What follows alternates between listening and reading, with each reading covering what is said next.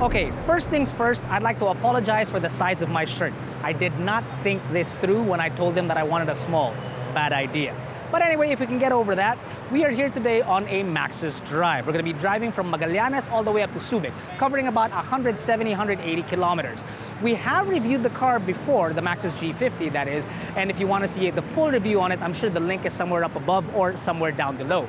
But today, we want to be able to answer two very important questions. Number one is just exactly how fuel efficient this automobile is. And not just one model, but all four models that are available, or rather all four variants of the Maxus, leading up from the top of the line automatic 1.4 to the manual transmission. Second is we're going to see just exactly how comfortable the automobile is in the back for the second row and the third row. Now, normally I do all the driving. This time around though, I'm gonna leave it to Earl to do the driving and report back to us just exactly what the fuel efficiency figures are, while Jack and I concentrate just exactly how comfortable can the Maxus G50 be at the rear.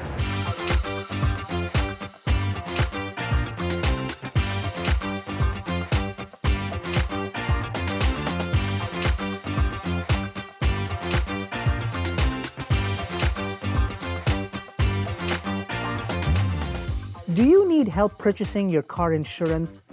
Head on over to AutoDeal.com.ph/car-insurance. Here, you can compare prices and customize your insurance coverage from many of the Philippines' top providers. When you've selected the insurance that's best for you, simply fill out the application and complete the transaction with ease through Visa, MasterCard, GCash, GrabPay, or PayPal, and receive your policy within the next business day. Get the best deal on insurance with AutoDeal. I'll start off by saying that there are four variants for the Maxus G50. There is the Premium, followed by the Elite, followed by the Comfort, and then the last one is the Pro. Now, we are in the Elite. The thing that I got to let you know that regardless of which variant you get the same amount of space, which is the fact that this is probably the largest wheelbase in the area of the price of subcompact MPVs. See, the thing is, the price is a subcompact MPV, but the size of it is a compact MPV, and it's really, really massive. So let's get on to the comfort of the third row. I'm on the third row, and Earl is driving, and we're on the NLEX right now, and we're heading towards Subic. And I can tell you that first, the comfort. The seats in the rear are not exactly as, say, shapely as that of the second row. This third row is a bit more flat, really, and which means that you'll be able to easily slide back and forth and whatnot. Now, this is, and all of them are 8-seaters, so you should be able to fit 3 passengers in here. But realistically, even a person of my size would be better off in a bigger shirt. But we'd be better off sitting just 2 people here in the back. A third person might be kind of a tight squeeze. Now, toys back here include just cup holders on either side, but at the very least, you also have air vents up on top. The thing though is that you have no charging points back here. When it comes to space for your legs, well, we moved the chairs already in a position where the second row would have just about enough space for them as if they were sitting inside a sedan to accommodate good space for the passengers at the rear. And I gotta tell you, there is about enough space really for a person, again, of just my size, so smaller adults and children. The one thing I'd also like to point out is the NVH here at the third row. So I noticed that as we're going about 80 or 85 kilometers per hour, it's actually quite tame. Once we hit about 95 to 100 kilometers per hour and just max out the speed limit at 100, the cabin noise back here, especially since you're so close to the rear door, is, well, you can definitely hear the air at those speeds. Overall, I do believe it is a comfortable third row, but I wouldn't necessarily put 3 people back here because I do believe that would be tight. Maybe 3 passengers inside the city for short trips. 2 people, better for longer trips like what we're on. Now, access into the third row, you can on both sides of the automobile, but the easiest would be just on the right side, where this seat that I'm in, this right side, folds forward and then slides. Oh, wait, I did that wrong. You're supposed to do it in one motion.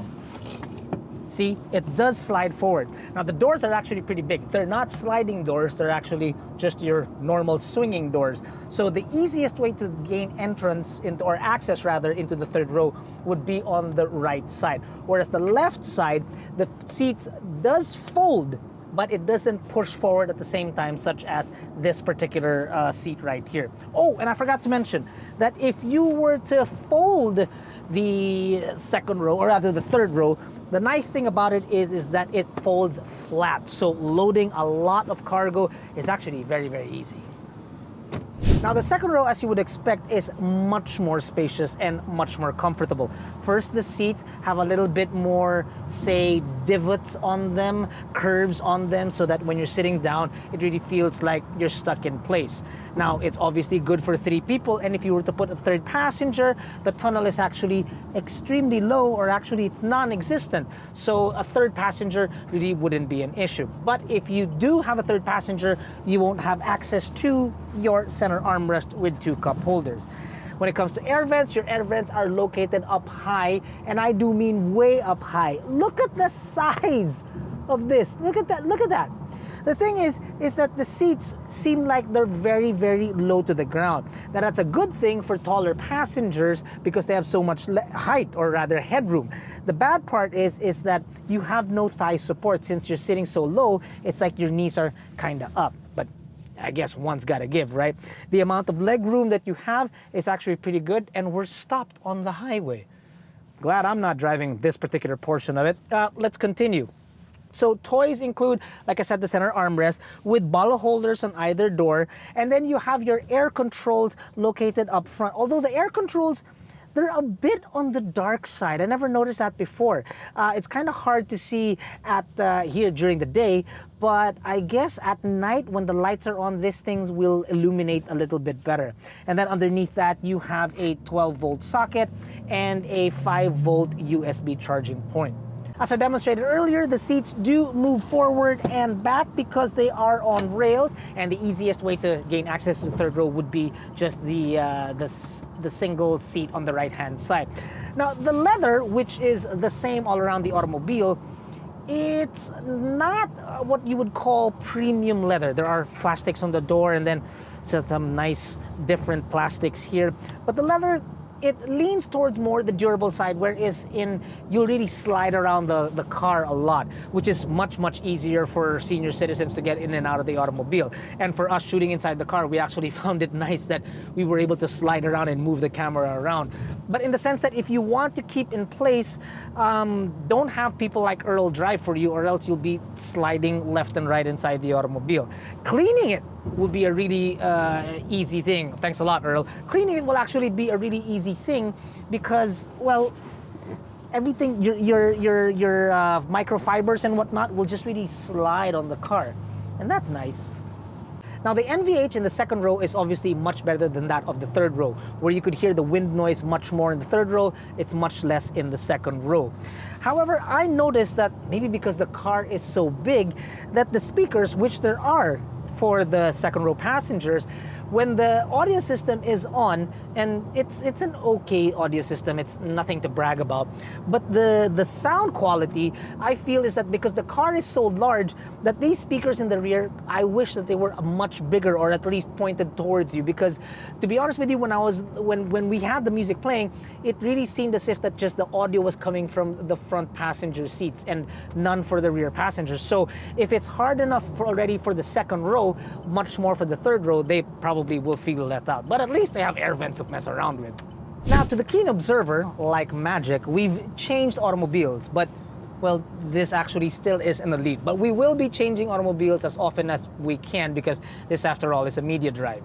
Now, what I wanted to remark about is that just exactly how large this car truly, truly is.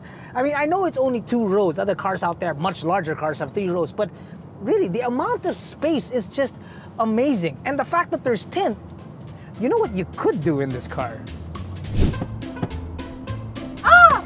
Oh! Ah! Oh! Ah! Oh! And now that we're in the premium, the top of the line of the Maxus G50, the biggest differences are the leather. It's much more supple in here. This is much better quality leather. And then there's a red streak down the middle, which is actually pretty cool with some red stitching found all around.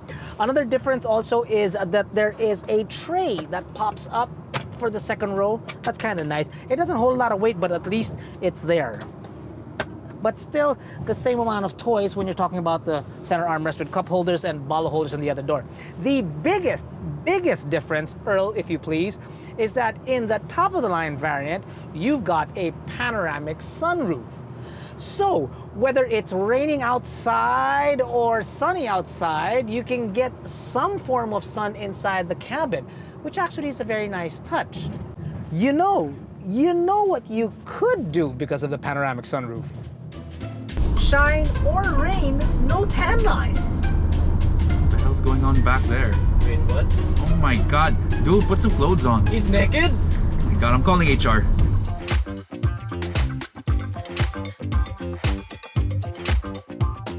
I couldn't really let Earl do all the driving because I wanted to experience it out on the highway myself. And now that we are in the comfort variant, I can tell you that the G50 comes with two engine options. One is a 1.5 liter 4-cylinder gasoline engine mated to a DCT that produces 167 horses and 250 newton meters of torque. This comfort, or the lowest variant, the lowest variant, comes in with a 1.3 liter 3-cylinder gasoline engine that produces 150 horses and 230 newton meters of torque, which isn't that far really from the other cars out there. It helped that there is also a turbocharger, so there's that. Now, while those figures may not sound astronomical, it's actually more than enough. And not just to carry the 8 passengers that you are going to be hauling inside this automobile, but it was also enough to, say, keep up with a car that has over 300 horses on it while on the racetrack. I'm not saying we did it, I'm just saying it's possible. Down to the final question that we have on this drive, which is fuel efficiency.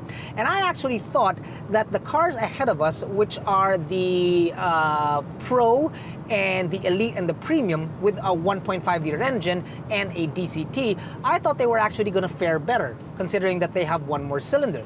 And they fared pretty well because they were doing roughly about 11 and a half kilometers per liter on the highway. So that's actually pretty good. I was quite surprised when we hopped into this, the Comfort, which comes with a 6-speed manual gearbox and a 1.3 liter engine with a turbo, and we were doing on the highway roughly about 11.9 kilometers per liter. Now that's with a little bit of mixed conditions because we got stuck in traffic out just leaving Metro Manila. So if it's just pure highway, I'm sure it can sail even past that.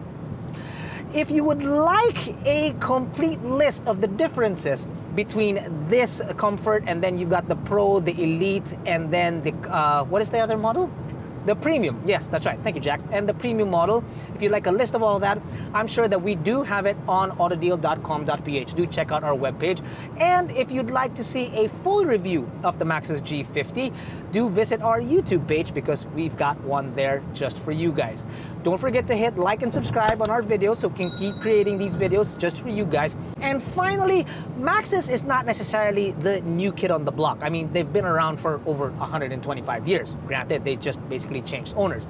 But see, considering that they aren't the new kid on the block and they've been around and they are quite established, my question to you guys is, and do comment below, who do you think the Maxus G50 should be paired up against? Interesting question, don't you think? Thanks for watching, everyone. Stay safe. See you soon.